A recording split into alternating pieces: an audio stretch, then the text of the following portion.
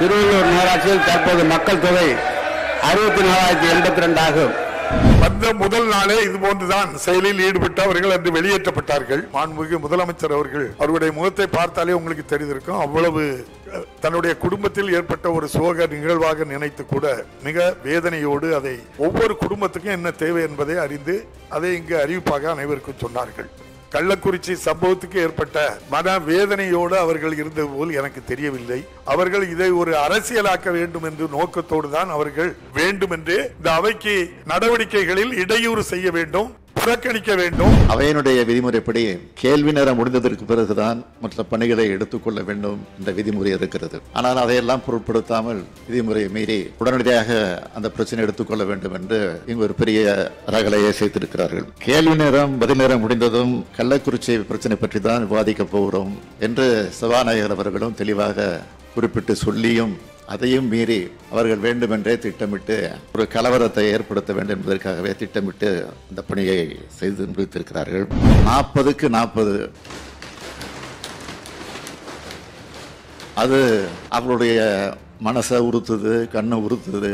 அதை மக்களிடத்திலிருந்து எப்படி மாற்றுவது என்பதற்காக திட்டமிட்டு இந்த காரியத்தை தொடர்ந்து செய்து கொண்டிருக்கிறார்கள். ஆனால் அந்த ஆர்ப்பாட்டத்தை கூட திரும்ப திரும்ப சிபிஐ என்கொயரி வைக்க வேண்டும் என்று வலியுறுத்தி பேசியிருக்கிறார்கள்.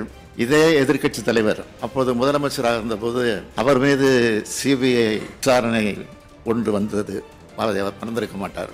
ஆனால் சிபிஐ மீது நம்பிக்கை இல்லாத காரணத்தினால்தான் அதற்கு தடை உத்தரவு வாங்கிய வீராதி வீரர் தான் இன்றைக்கு சிபிஐ வேண்டும் என்று முடங்கிக் கொண்டிருக்கிறார்கள்.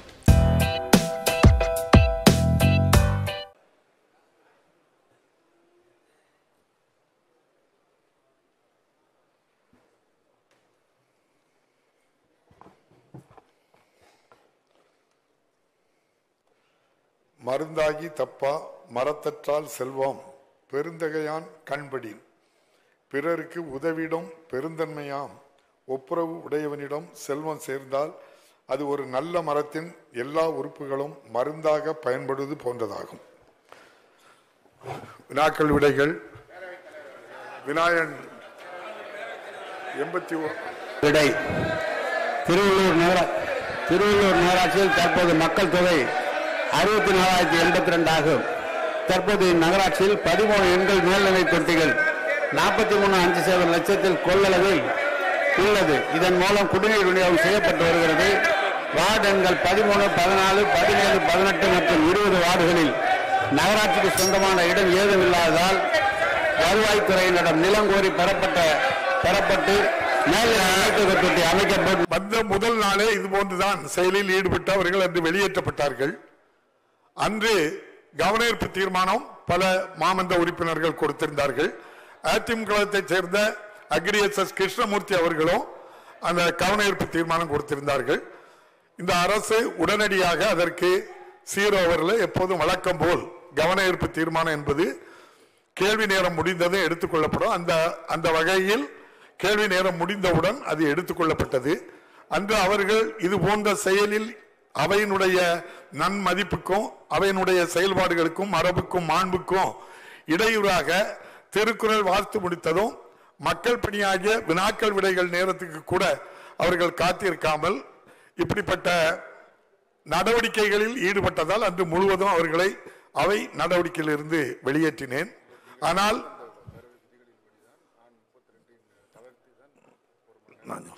அதுபோல நம்முடைய மாண்புமிகு முதலமைச்சர் அவர்கள் அந்த கவனஈர்ப்பு தீர்மானத்தில் அவர்கள் பங்கு பெற வேண்டும், அவர்களுடைய கருத்து இங்கு பதிவு செய்ய வேண்டும் என்பதற்காக கேள்வி நேரம் நடைபெற்றுக் கொண்டிருக்கும் போதே இடையில் மாண்புமிகு முதலமைச்சர் அவர்கள் என்னிடம் ஒரு கோரிக்கை வைத்து அவர்களை இன்று ஒரு நாள் மட்டும் அவையை விட்டு வெளியேற்றுவதை ரத்து செய்து இந்த கவனஈர்ப்பு தீர்மானம் அவை நடவடிக்கைகளிலும் கலந்து கொள்வதற்கு அவர்களுக்கு நீங்கள் ஆணையிடுங்கள் என்று கேட்டார்கள். அந்த அடிப்படையில் ஏற்கனவே கொடுக்கப்பட்ட அந்த தண்டனை ரத்து செய்யப்பட்டு உடனடியாக வாருங்கள் என்று சொன்னோம்.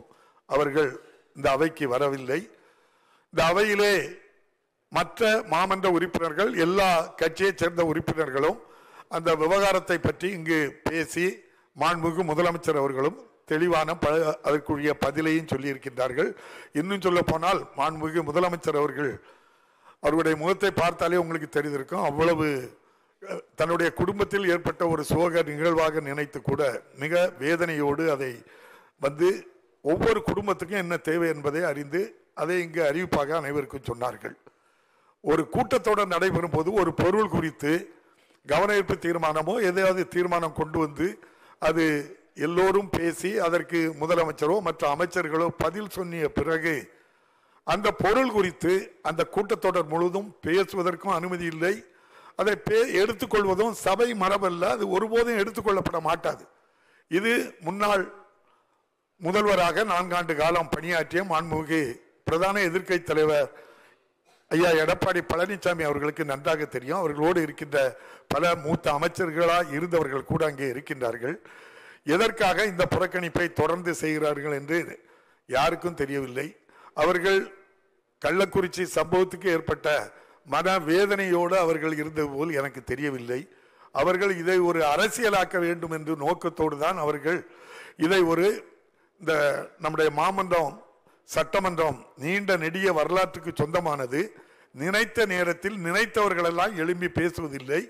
அதற்கு விதிகள் இருக்கின்றது. அந்த விதிப்படிதான் ஒவ்வொரு நிகழ்வுகளும் நடைபெற்றுக் கொண்டிருக்கின்றது. ஆகவே அவர்கள் ஒத்திவைப்பு தீர்மானம் வேண்டும் என்று கேட்டால் அதை எழுதி கொடுத்து எங்களுக்கு ஒத்திவைப்பு தீர்மானம் இதில் பேச வேண்டும் என்று எழுதி தந்தால் அது டிஸ்கஷனுக்கு உட்பட்டு விதியை தளர்த்தி அதன் பின்புதான் ஒத்திவைப்பு தீர்மானமே பேச முடியும். அதுவே நம்முடைய மாண்புமிகு முன்னாள் முதலமைச்சர் எதிர்க்கட்சி தலைவர் அவர்களுக்கு தெரியாமலா இருக்கின்றது. அப்போ தெரிந்தும் வேண்டும் என்று இந்த அவைக்கு நடவடிக்கைகளில் இடையூறு செய்ய வேண்டும், புறக்கணிக்க வேண்டும், மாண்பை குறைக்க வேண்டும், மதிப்பை குறைக்க வேண்டும் என்பது தொடர்ந்து செயல்படுவது வேதனைக்குரியது. இதை வன்மையாக கண்டித்து இன்று ஒரு நாள் மட்டும் அவர்கள் இந்த அவை நடவடிக்கையில் ஈடுபடக்கூடாது என்று அவர்களை வெளியேற்றம் செய்திருக்கின்றேன். மாண்புமிகு முதலமைச்சர் அவர்கள்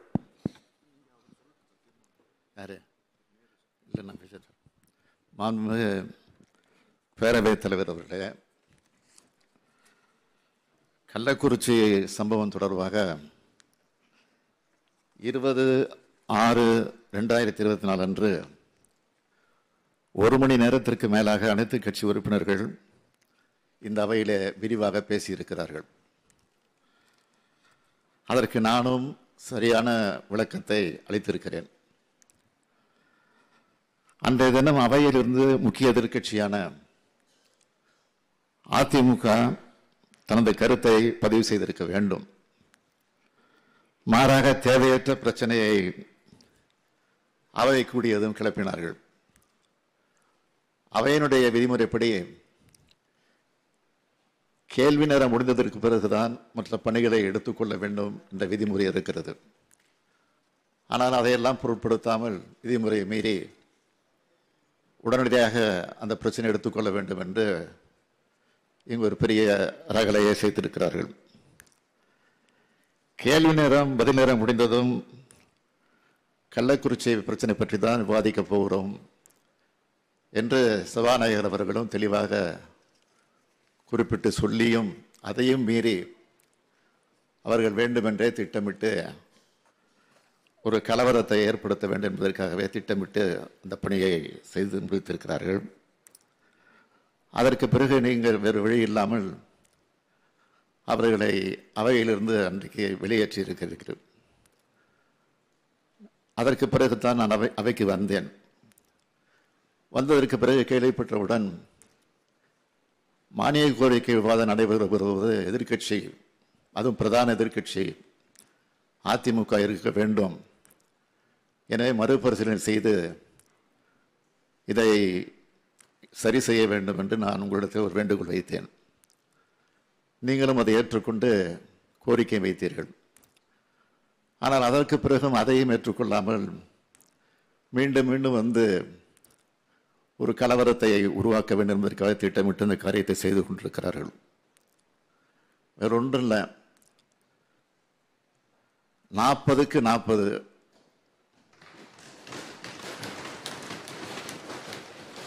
அது அவங்களுடைய மனசை உறுத்துது, கண்ணை உறுத்துது. அதை மக்களிடத்திலிருந்து எப்படி மாற்றுவது என்பதற்காக திட்டமிட்டு இந்த காரியத்தை தொடர்ந்து செய்து கொண்டிருக்கிறார்கள்.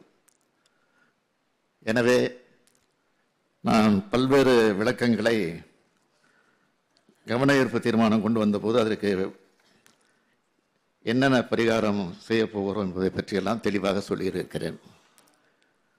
கள்ளக்குறிச்சி சம்பவத்துக்கான உண்மையான காரணத்தை அறிய நீதியரசர் கோகுல்தாஸ் ஆணையம் அமைக்கப்பட்டுள்ளது. சிபிசிஐடி வசம் இந்த வழக்கு ஒப்படைக்கப்பட்டுள்ளது. உள்துறை செயலாளரையும் டிஜிபியையும் உடனடியாக அங்கே சென்று அறிக்கையை தர சொல்லியிருக்கிறேன். குற்றவாளிகளில் 20க்கும் மேற்பட்டோர் கைது செய்யப்பட்டிருக்கிறார்கள். இன்னும் சிலர் தேடப்பட்டு வருகிறார்கள். கள்ளச்சாராயம் விஷசாராயம் ஒழிப்பு நடவடிக்கை தொடர்கிறது.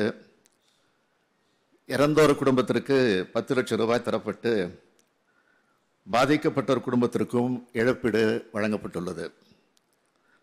பெற்றோரை இழந்த பிள்ளைகள் கல்வி வாழ்க்கை பொறுப்பை அரசு ஏற்றுக்கொண்டிருக்கிறது. மாவட்ட ஆட்சியர் மாற்றப்பட்டுள்ளார். மாவட்ட எஸ்பி உள்ளிட்ட காவல்துறை அதிகாரிகள் பணியிடை நீக்கம் செய்யப்பட்டிருக்கிறார்கள். மதுவிலக்கை கவனித்து வந்த ஏடிஜிபி கட்டாய காத்திருப்பில் வைக்கப்பட்டுள்ளார். இப்படிப்பட்ட நடவடிக்கைகள் 24 மணி நேரத்துள் இந்த அரசு எடுத்திருக்கிறது என்பது உங்களுக்கெல்லாம் நன்றாக தெரியும்.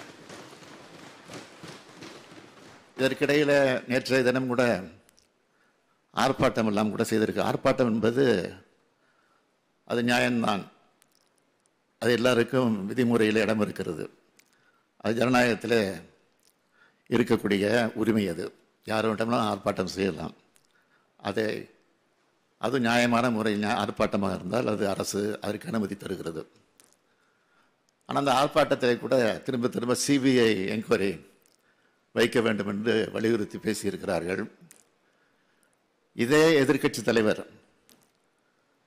அப்போது முதலமைச்சராக இருந்தபோது அவர் மீது சிபிஐ விசாரணை ஒன்று வந்தது. அவர் மறந்திருக்க மாட்டார். திராவிட முன்னேற்ற கழகத்தினுடைய அமைப்பு செயலாளர் RS பாரதி அவர்கள்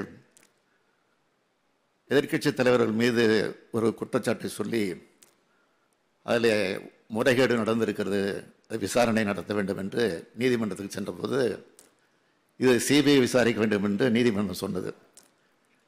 சிபிஐ மீது நம்பிக்கை இருந்தால் அதை அவர் ஏற்றுக்கொண்டு அதை எதிர்த்திருக்க வேண்டும். ஆனால் சிபிஐ மீது நம்பிக்கை இல்லாத காரணத்தினால்தான் அதற்கு தடை உத்தரவு வாங்கிய வீராதி வீரர் தான் இன்றைக்கு சிபிஐ வேண்டும் என்று முழங்கிக் கொண்டிருக்கிறார்கள். எனவே இது குறித்து சபாநாயகர் அவர்கள் தான் முடிவெடுக்க வேண்டும் என்று நான் கேட்டுக்கொள்கிறேன்.